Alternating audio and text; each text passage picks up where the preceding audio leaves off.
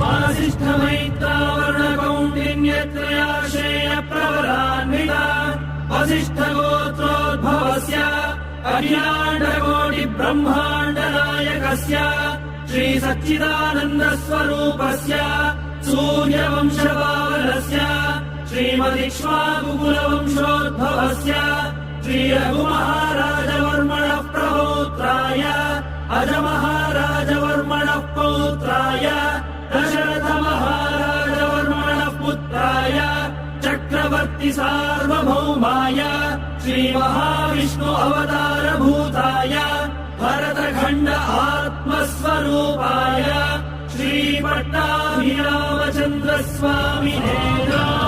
श्रीरामचन्द्रं सीता लक्ष्मण भरत शत्रुघ्न सहित सदा वन्दित हनुमत् विराजं शुभ चरित रथ भरत खर्वित